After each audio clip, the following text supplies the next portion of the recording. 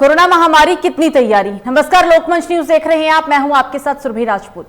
Uttar Pradesh unlock की ओर बढ़ रहा है। योगी सरकार की नई गाइडलाइन के अनुसार 1 जून से यूपी के 20 जिलों को छोड़कर सभी जिलों में सुबह 7 बजे से लेकर शाम के 7 बजे तक कोरोना कर्फ्यू में कुछ शर्तों के साथ ढील दी जाएगी। शनिवार रविवार साप्ताहिक बंदी के साथ नाइट कर्फ्यू जारी रहेगा। 600 से अधिक कोरोना केस वाले जिलों को फिलहाल अभी कोई भी छूट नहीं दी जानी है। जारी गाइडलाइंस में कहा गया है कि कोरोना के अभियान से जुड़े फ्रंटलाइन सरकारी विभागों में पूर्ण उपस्थिति रहेगा और शेष सरकारी कार्यालय अधिकतम 50% उपस्थिति के साथ खोलेंगे और उसमें 50% ही कर्मी आ सकते हैं। निजी कंपनियों के कार्यालय भी मास्क की अनिवार्यता के साथ खोले जाएंगे। औद्योगिक संस्थान भी खोले जा रहे हैं। सब्जी मंडी पूर्व की भांति खुली रहेगी और प्रत्येक सब्जी मंडल स्थल में कोविड-19 की स्थापना की अनिवार्यता होगी। स्कूल, कॉलेज और शिक्षा संस्थान शिक्षण कार्य के लिए फिलहाल बंद रहेंगे।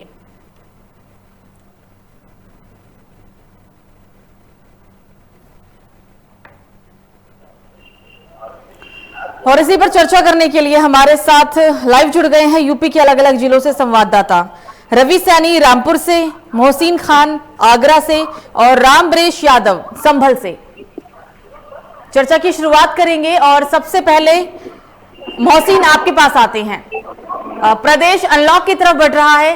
20 जिलों को छोड़ के सभी जिलों को अनलॉक किया जाएगा। हालांकि पूरी तरीके से छूट तो नहीं दी जाएगी, लेकिन कुछ शर्तों के साथ प्रतिबंध को खत्म किया जा रहा है। अभी क्या स्थिति है जिले के अंदर, मोहसिन? जी आपको बता दूं कि ताजनगरी आगरा के अंदर कोरोना के बढ़ते ग्राफ के अंदर रोक लग चुकी है। ताजनगरी आगरा के अंदर लगभग 14 से 15 केस एक्टिव आए हैं। ताजनगरी आगरा के लोगों के लिए खुशी की बात है कि लॉकडाउन अनलॉक की तरफ जा रहा है और 1 जून से जो है छूट मिल जाएगी और जो कारोबार है लोगों के वो चालू हो जाएंगे। सड़कों के दौर पर सरकारी गाइडलाइन के अनुसार कारोबार लोगों के चालू हो जाएंगे, लेकिन देखा जा रहा है कहीं ना कहीं जनता जो है इसके अंदर लापरवाही बरतती नजर आ रही है। जो जनता बाहर निकली करके बाहर निकली सरकारी गाइडलाइन का पालन 100 में से आप मान के चलें 50% लोग सरकारी गाइडलाइन का पालन कर रहे हैं। जो मास्क लगा रहे हैं, सैनिटाइजर का इस्तेमाल भी कर रहे हैं, लेकिन ज्यादातर देखा जाता है, हम लोग देखते हैं कि ज्यादा से ज्यादा लोग जो है बिना मास्क के और बिना सोशल डिस्टेंसिंग के वाहनों के अंदर सफर करते हुए नजर आते हैं।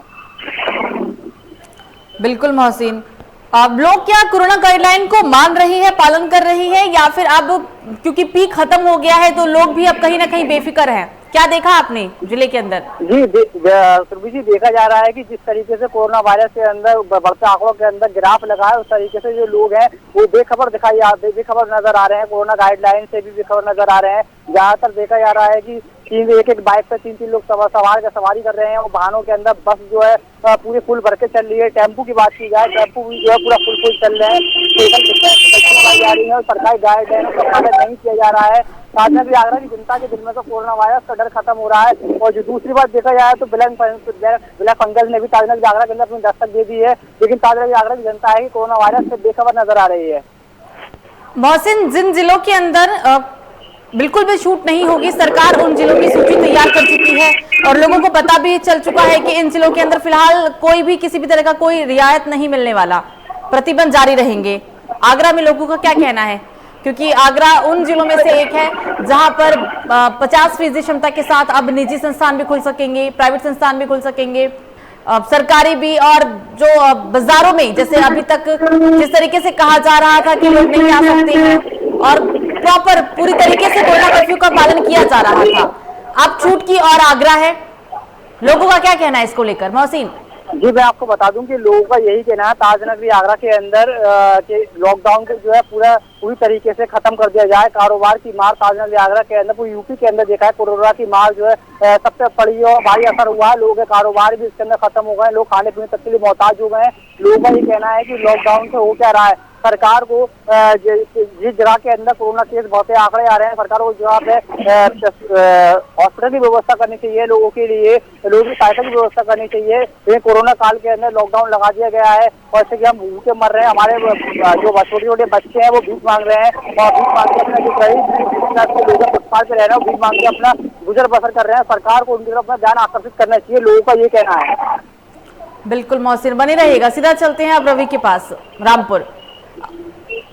रवि, रामपुर में अब कोरोना कर्फ्यू का जो पालन अभी तक लोग कर रहे थे, पूरी तरीके से प्रतिबंध था हर चीज पर। हालांकि अनलॉक की ओर जिला अब बढ़ रहा है। 1 तारीख से बहुत कुछ चीजों में छूट दी जानी है। क्या कहते हैं लोग और क्या माहौल है इस वक्त जिले के अंदर? रवि जी, कोविड-19 को लेकर के रामपुर का पूरा प्रदेश और देश जो है त्राही में था और लोग बहुत भयभीत हो गए थे। लगा था कि घर से निकले या नहीं निकले, लेकिन हमारे जिलाधिकारी और प्रशासनिक अधिकारियों ने इस कोविड-19 की रोकथाम के लिए दिन रात मेहनत की है।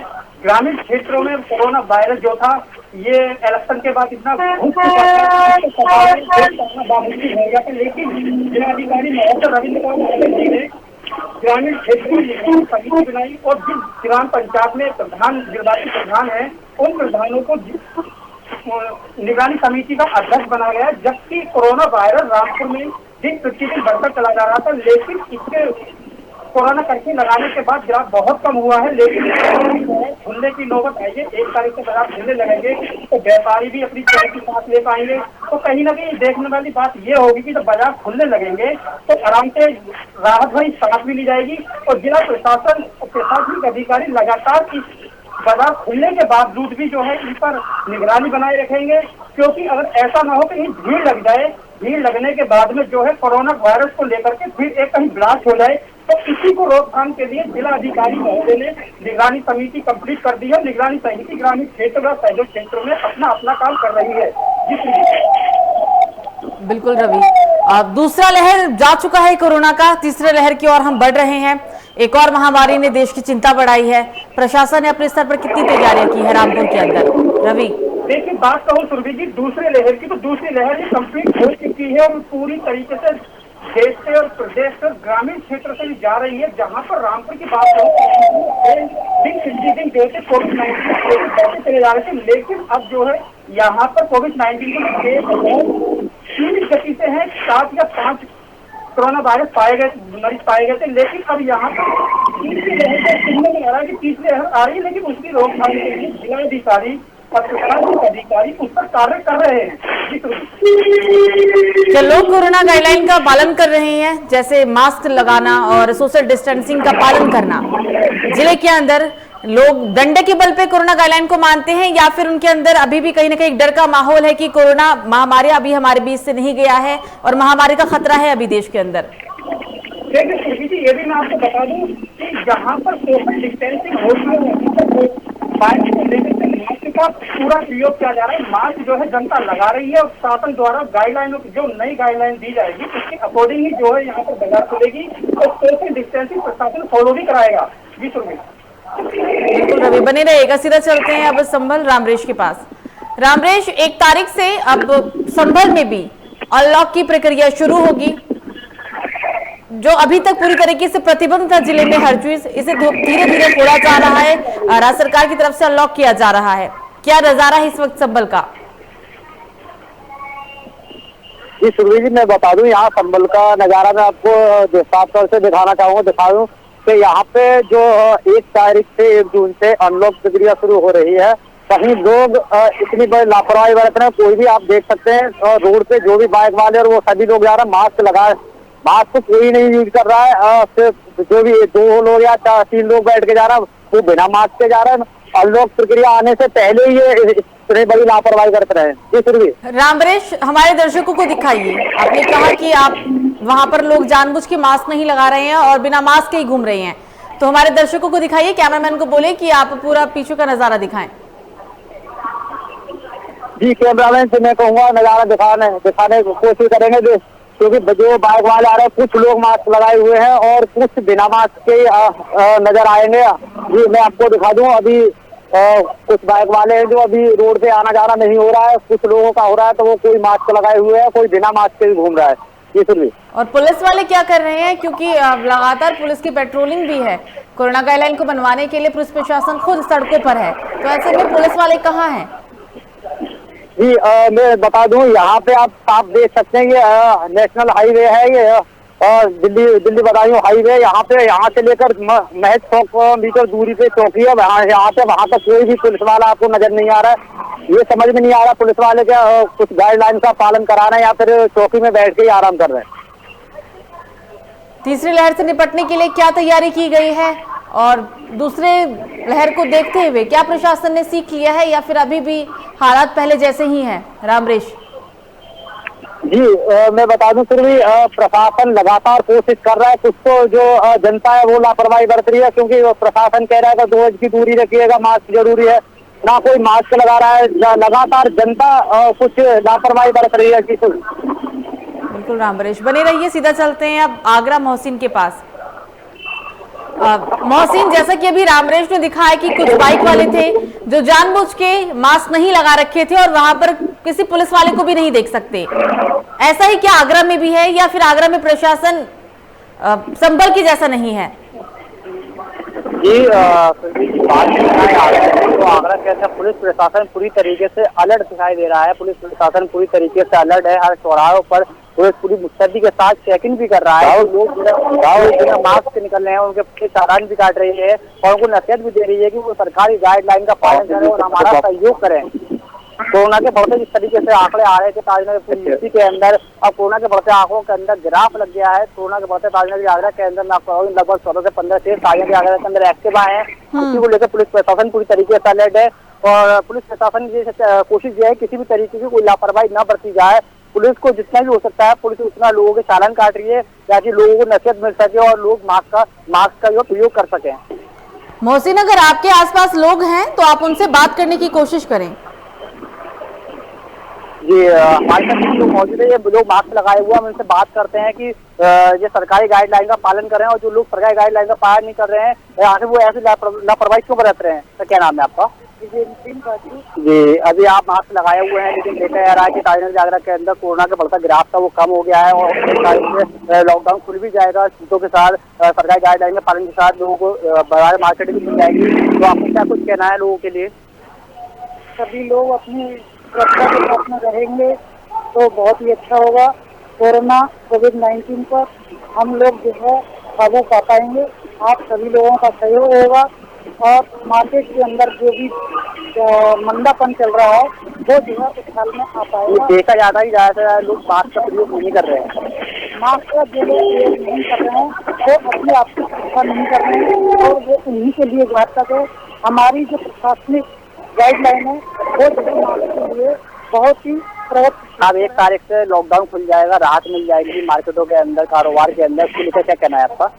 मार्केट खुल जाएगा तो अच्छी बात है, लोगों का अच्छा कारोबार चलेगा, लेकिन वो सुरक्षा के साथ में काम करें। तो ठीक है, देखा आपने सुरभि जी क्या कुछ कहना था? मोहसिन, उनसे आप पूछे कि अब केंद्र सरकार, राज्य सरकार अनलॉक की तरफ बढ़ रही है, तो क्या उनके हिसाब से ये स्थिति ठीक है जो फैसला लिया जा रहा है, क्योंकि अर्थव्यवस्था बिल्कुल ठप है, तो क्या सोचते हैं अनलॉक को लेकर वो? ओके, अच्छा एक बात बताइए, जो सरकार फैसले ले रही है लॉकडाउन हटाने का और लॉकडाउन आ रहा है, तो ये फैसला स्थिति को देख के सही है? हाँ, फैसला सही है। वो धीमे धीमे करके अगर हटता चला जाए तो अगर एक बार हम हटाते हैं या सरकार हटाती है तो फिर से द्वारा से वही जो पुराना। अच्छा, मतलब फैसला सरकार ने फैसला लिया है एकदम सही लिया है। ये फिर भी देखा आपने, इनका ये कहना था फैसला सरकार ने लिया है वो पूरा सही लिया है, हौले हौले स्थिति सामान्य होती चली जाएगी। और भी लोग अगर आपके आसपास हो इनके अलावा तो उनसे भी बात करने की कोशिश करें आप। एक माता जी हमारे साथ और मौजूद है, हम उनसे बात करते हैं क्या कुछ कहना है उनका। माता जी क्या नाम है आपका? अच्छा, लक्ष्मी जी, सरकार के द्वारा 1 तारीख से लॉकडाउन खोल दिया जाएगा और छूट मिलेंगी, सरकार गाइडलाइन के हिसाब से पालन करना होगा, तो उसको लेकर आप सरकार का फैसला है, आपका क्या कुछ कहना है? यही कुछ कहना है भाई, गरीब आदमी को आराम मिलेगा, रोटी मिलेगी। हम तो इतने परेशान हो रहे, सभी बच्चे घर में पड़े हैं। अच्छा, अब बल्कि बाजी पे हम कंट्रोल से चावल खा रहे हैं, वो खाए नहीं जा रहे। तो सरकार के द्वारा कोई मुहैया कराया जा रहा है आपको, स्कीम वगैरह कोई मुहैया कराई गई लॉकडाउन के अंदर, कोई मदद वगैरह? कोई मिल रहे चावल 2 किलो, 2 किलो चावल मिल रहे हैं। 2 किलो चावल के अंदर आपकी जिंदगी बसर हो रही है? नहीं हो रही, नहीं हो रहने के भी चावल खा रहे हैं, रात को तो खाया भी नहीं। अच्छा, रात को खाना नहीं खाया आपने? तो लॉकडाउन हुआ था ऐसे कभी पेट है खाली, कभी भराया, अच्छा, आप सरकार ने फैसला लिया है 1 तारीख से लॉकडाउन खुल जाएगा और जो मार्केट वगैरह है वो भी खुल जाएंगी शर्तों के साथ, तो आपके बच्चे कामों पर लग जाएंगे। सरकार का फैसला ये सही है? सही है। अच्छा, ठीक है। आपने सुरभि जी क्या कुछ कहना था यहाँ के लोगों का? वो गृहिणी है या वो खुद भी काम करती हैं? जी, तो मैं पूछता हूँ दोबारा सुरभि जी। अच्छा माता जी, काम आप ही करती हैं, आपके बच्चे करते हैं? मेरी आंखों से दिखता नहीं, पहले मैं कभी आदमी है नहीं। अच्छा, आपके आदमी नहीं है, तो आप पहला काम क्या करती थी? आप क्या करती थी आप? जैसे किसी छोटी छोटी भरनी, हिंदी के। आपके कितने बच्चे माता जी? कितना बड़ा है? अच्छा, 15-20 साल का लगा है आपका? बैठे रहता। अच्छा, कुमार शोरूम में लगा था, उसके हो गया था, वो हट गए जब से हम। तो आपका एक बच्चा कमाने वाला? अच्छा, आपको और इसके अलावा कोई आपका साधन नहीं? हम बैठे हैं तो इसलिए भूखे हो रहे हैं। अच्छा, आप भूखे रह लेते हैं कभी कभार, कभी स्थिति ऐसी भी आ जाती है? मेरी बात हम माँ काली की पूजा करते, हम झूठ नहीं बोलेंगे, बात यही है सच। अच्छा, तो अभी सरकार फैसला, अच्छा अभी सरकार फैसला ले रही है, सही ले रही है ये? लॉकडाउन हटा दिया, 2 दिन का वीकेंड लॉकडाउन है, ये भी हटा दिया जाए पूरा था तो बहुत ही बढ़िया। मैं तो हमसे पूजा भी कर रहे हैं भगवान की, तो ये हटे पूरा। अच्छा, गरीब आदमी सुख शांति से रहे, जो भूखे मर रहे। सरकार को जो अभी लॉकडाउन लग चुका है, लोगों ने बड़ी जिंदगी अपनी मशक्कत है जिंदगी काटी है, तो सरकार को उन लोगों के लिए क्या कुछ करना चाहिए जिससे कि वो अपने आगे कोई कारोबार बढ़ा सके अपना? करना चाहिए कारोबार, बड़े बड़े आदमियों को कारोबार बढ़ेगा, गरीब का नहीं। गरीब तो भूखे ही मर रहे, बड़े बड़े आदमी गरीबों से खा रहे हैं। तो सरकार गरीबों की तरफ ध्यान नहीं दे रही है अपना? कम दे रही है, लेकिन बीच के खा रहे हैं। अच्छा, कर रहे हैं, मतलब बीच के लोग चलो जी है भैया। बड़े बड़े आदमी तो बड़े ही होते। आप तक मतलब जो सरकार के द्वारा गरीब लोगों के लिए मुहैया कराई जाती है वो आप तक नहीं पहुंच पाती है, बीच में लोग खा जाते हैं उसको? ये नहीं कह सकते खा जाते, मेरे आएगा क्या जो मेरे खाएगा? मैं नहीं, सरकार के जो माता जी सरकार के द्वारा गरीब लोगों के लिए जो आती है वो आप तक नहीं पहुँच पाती है। राशन हुआ उसमें कमी कर रहे हैं। पेंशन, विधवा पेंशन होती है और भी सारी चीजें होती हैं जो लोगों तक नहीं पहुंच पाती, बीच में बैठे लोग खा जाते हैं। कम आया खा जाते हैं। अच्छा, 500 रुपए आते हैं 1 महीने में, अब उसमें क्या गुजारा होगा? 500 रुपए तो आए। अच्छा, 500 रुपये आते हैं 1 महीने के अंदर? अच्छा, अब उसमें क्या गुजारा होगा?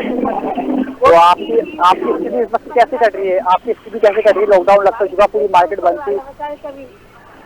अच्छा, कभी आप झेल लें। अच्छा, कभी आप खाना खाते हैं, कभी ऐसे सो जाते हैं? ये स्थिति है आपकी? किसी से कहते हुए नहीं, साथ बहन कहते भी नहीं। आप 7 बहन हैं? आपके घर के अंदर कोई जेंट्स नहीं है?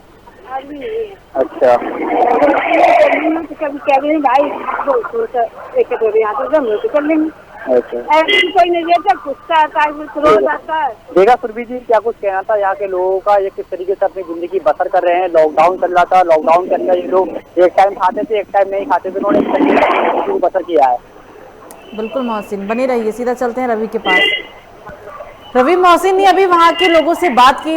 लोगों का कहना है कि 2 किलो चावल मिलता है, जिंदगी का गुजर बसर कैसे होगा? राज्य सरकार अपने सर पर दावा करती है कि हमने लॉकडाउन में गरीब लोगों का ख्याल रखा है, जो रोजाना कमाने खाने वाले लोग थे उनको स्कीम दी गई, हम भोजन करवा रहे हैं। लेकिन आगरा में तो कुछ भी ऐसा देखने को नहीं मिला। रामपुर में क्या स्थिति है?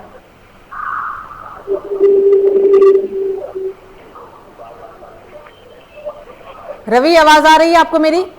जी जी सुरभि जी। जी रवि, प्रश्न सुना आपने या मैं एक बार फिर से प्रश्न को दोहराऊं? जी, मैं बताना चाहूंगा कि ग्रामीण क्षेत्रों में कोविड-19 को लेकर के जनता जो है बेखबर है, क्योंकि बेखबर रहने वाली बात नहीं है कि शहरी ग्रामीण क्षेत्रों में आदमी की जो इम्यूनिटी स्ट्रॉन्ग होती है और वो अपने खेतों पर काम करता है। ग्रामीण क्षेत्र में, गाँव में खड़ा घूमरा मुस्तकम किशनपुर सीतारामपुर गाँव पड़ता है। अगर धीरे दिखाना चाहूंगा किस तरीके का यहाँ पे लॉकडाउन का पालन किया जा रहा है, किस तरीके की जनता यहाँ पर अपना जीवन व्यतीत कर रही है, गलियां साफ दिखेंगी। रवि, मेरा प्रश्न आपसे ये था कि अभी जैसे हमने मोहसिन से बात की, मोहसिन ने वहां के लोगों से बात किया, तो लोगों का कहना है कि 2 किलो हमें चावल मिलता है, हम कैसे जिंदगी में अपना गुजर बसर करेंगे? एक टाइम खाते हैं, एक टाइम भूखे सोते हैं। एक महिला का ये दर्द था। राज्य सरकार दावा करती है कि हम गरीब लोगों का लॉकडाउन के दौरान ध्यान रख रहे हैं, स्कीम दे रहे हैं, 3 टाइम का भोजन कराया जा रहा है, लेकिन आगरा में कुछ ऐसा नहीं है। बहुत सारी शिकायतें थी गरीब जनता की, रोज कमाने खाने वालों की जनता की। संभल में, अभी रामपुर में ऐसा क्या है? रामपुर में भी क्या ऐसा ही लोग सोचते हैं? वहां के भी लोग ये बताएं आप।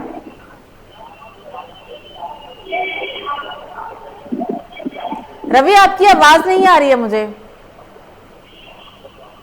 रवि, मुझे आपकी आवाज नहीं आ रही है।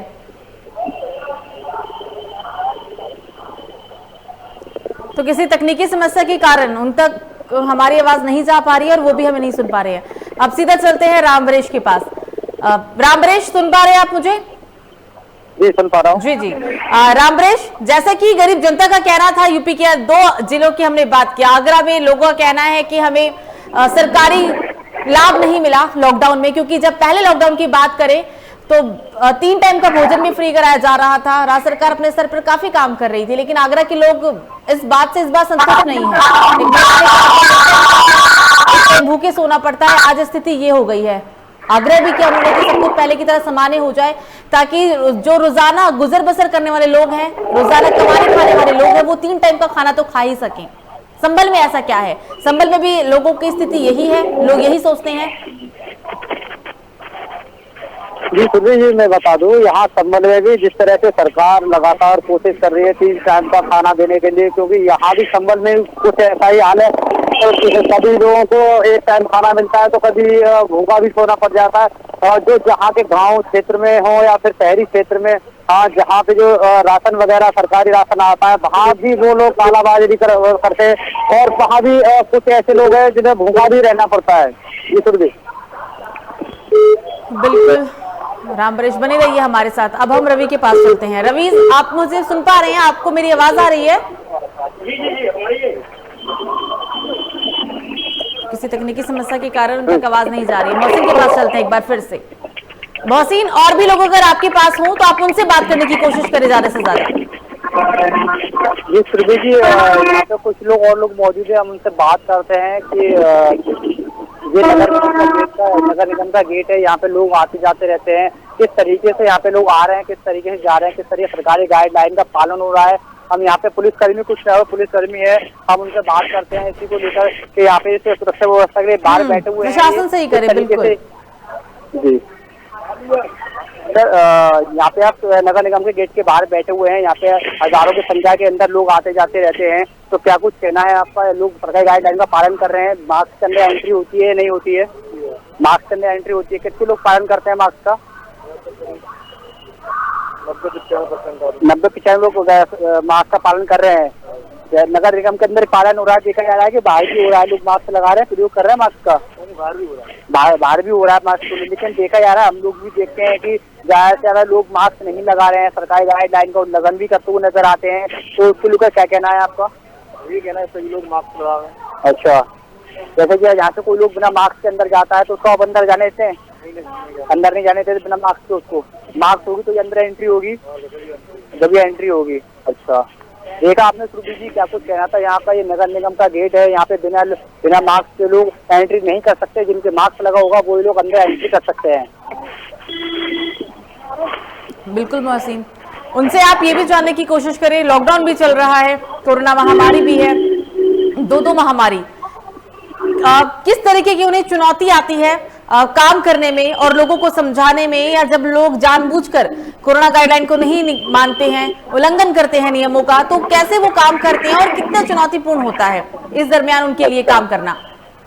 ओके सर जी, भैया एक बात और, जो आपके सामने किस तरीके की चुनौती आती है? सरकारी कोरोना भी चल रहा है, लोगों को समझाना ही पड़ता है, अपनी ड्यूटी भी निभानी पड़ती है, लोगों से जूझना ही पड़ता है कि आप मास्क लगाइए, जो मास्क लगाते हैं उनसे बहस भी करनी पड़ती है, क्योंकि लोग कहते हैं कि कोरोना है ही नहीं है, इस बात से हम मास्क लगाएं। तो ऐसे में आपको क्या कुछ करना पड़ता है? कैसी चुनौतियों का सामना करना पड़ता है आपको?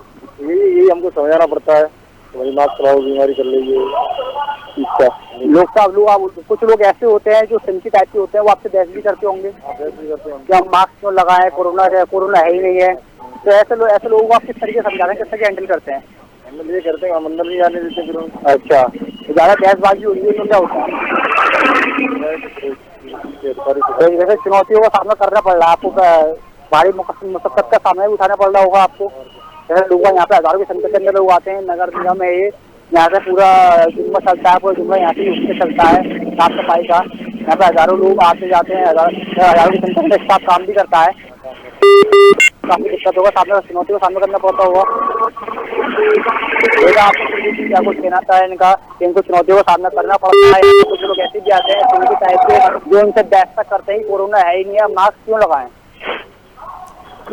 शहरी क्षेत्रों में लोग अगर कोरोना गाइडलाइन को नहीं मान रहे हैं, क्योंकि सरकार के द्वारा चेतावनी है या जो भी कहे, आराम से ऐसे लोगों का चालान कर सकते हैं प्रशासन जो लोग जानबूझ के मास्क नहीं लगाते, फिर बिना मास्क के रोड पे घूमते हुए दिखाई दे रहे हैं। लेकिन ग्रामीण क्षेत्रों में ऐसे लोगों से चालान वसूलना प्रशासन के लिए एक बहुत ही ज्यादा चुनौती का काम है।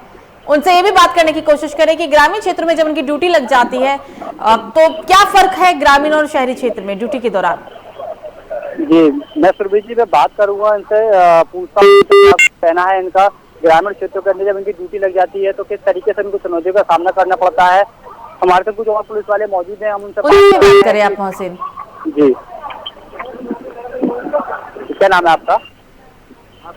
बताओ आपका, कोई दिक्कत नहीं, आपका नाम क्या है? सबसे प्रकार की ग्रामीण क्षेत्र होते हैं उनकी अगर आपकी ड्यूटी वापस लग जाती है, वहाँ पे लोग सरकारी गाइडलाइन का पालन नहीं करते हैं, तो आपको किस तरीके से परेशानी को सामना करना पड़ता है?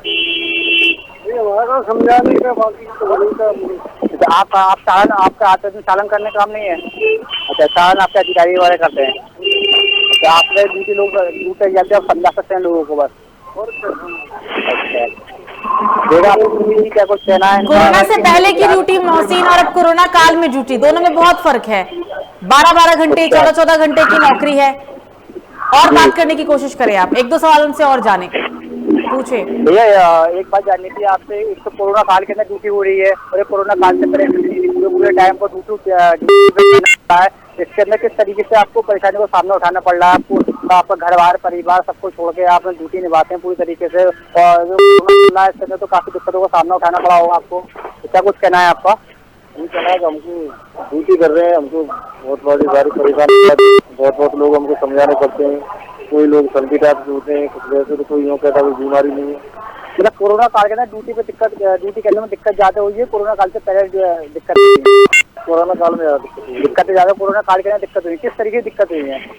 तो ये लोग भीड़ भाड़ करते हैं, उनको दूर का वो करना पड़ता है, उनको समझाना पड़ता है कि पहले से मास्क लगाओ। काफी दिक्कत है ड्यूटी के अंदर करने में, भीड़ भाड़ होती है, आपको अपनी भी सेफ्टी करनी पड़ती होगी, आपका ही परिवार है, आपके ही बच्चे हैं, आप भी घर पे जाते होंगे, कोरोना चल रहा है, वैसी भी स्थिति ऐसी थी कि लोगों को 2-2 गज की दूरी करनी पड़ती थी, तो ऐसे में आपको काफी दिक्कतों का सामना करना पड़ा होगा। अच्छा, देखा सुरभि जी, क्या कुछ कहना था इनका? बिल्कुल बिल्कुल, बने रहिएगा। अब हम सीधा चलते हैं रवि के पास, रामपुर। रवि, तीसरी लहर को देखते हुए प्रशासन की तैयारी बताएं आप, महामारी को देखते हुए, और टीकाकरण केंद्रों पे क्या देखा आपने, क्या हालात है वो भी बताएं। देखिए सुरभि जी, तीसरी लहर को बता दूं मैं आपको कि दूसरी लहर ये बहुत घातक भरी है, लेकिन तीसरी लहर को रोकने के लिए जिला प्रशासन और शासन इसमें दिन रात मेहनत कर रहा है, निरीक्षण कर रहा है। तीसरी लहर को रोकने के लिए जिलाधिकारी रामपुर महोदय ने निगरानी समितियां गठित कर दी है। निगरानी समिति ग्रामीण क्षेत्र में और शहरी क्षेत्र में बराबर अपना काम कर रही है, जिसमें कि आंगनबाड़ी और प्रधान जो कमेटी के अध्यक्ष चुने गए हैं वो निगरानी बना के रखें। तो मेरा कहने का मतलब यह है कि तीसरी लहर को तोड़ने के लिए बहुत कम प्रयास करना पड़ रहा है। जिस तरह की मेहनत इन्होंने अब की है, आगे की नहीं करनी पड़ेगी, लेकिन अगर लापरवाह लोग लापरवाह लोगों के ऊपर कम से कम जिला प्रशासन ने 7.5 करोड़ रुपए से ऊपर का जुर्माना भी वसूला है, कई सौ लोगों को जेल भी भेजा है और संबंधित धाराओं में मुकदमा भी पंजीकरण किया गया है। जी सर, बिल्कुल, आप तीनों का ही हमसे बातचीत करने के लिए शुक्रिया। तो हमारे साथ यूपी के अलग अलग जिलों से संवाददाता जुड़े थे, जिन्होंने जानने की कोशिश की, लोगों की राय को जानने के बारे में कोशिश की है, क्योंकि उत्तर प्रदेश अनलॉक की ओर अब बढ़ रहा है। योगी सरकार की नई गाइडलाइन के अनुसार 1 जून से यूपी के 20 जिलों को छोड़कर सभी जिलों में सुबह 7 बजे से लेकर शाम के 7 बजे तक कोरोना कर्फ्यू में कुछ शर्तों के साथ ढील दी जा रही है। शनिवार रविवार साप्ताहिक बंदी के साथ नाइट कर्फ्यू जारी रहेगा। 600 से अधिक कोरोना केस वाले जिलों को फिलहाल अभी कोई छूट भी नहीं है। जारी गाइडलाइन में यह भी कहा गया है कि कोरोना के अभियान से जुड़े फ्रंटलाइन सरकारी विभागों में पूर्ण उपस्थिति रहेगी और शेष सरकारी कार्यालय अधिकतम 50% उपस्थिति के साथ खोले जा सकेंगे और उसमें सिर्फ 50% कर्मी ही काम कर सकते हैं। निजी कंपनियों की कार्यालय भी मास्क की अनिवार्यता के साथ खोले जा सकेंगे। औद्योगिक स्थान भी अब खुल रहे हैं। सब्जी मंडी पहले की तरह ही खुली रहेगी और प्रत्येक सब्जी मंडल स्थल में कोविड-19 की स्थापना की अनिवार्यता होगी। स्कूल, कॉलेज और शिक्षा संस्थान फिलहाल कोरोना को देखते हुए बंद रहेंगे। फिलहाल अभी के लिए मुझे दीजिए इजाजत। लोकमंच न्यूज पर खबरों का सिलसिला जारी रहेगा। नमस्कार।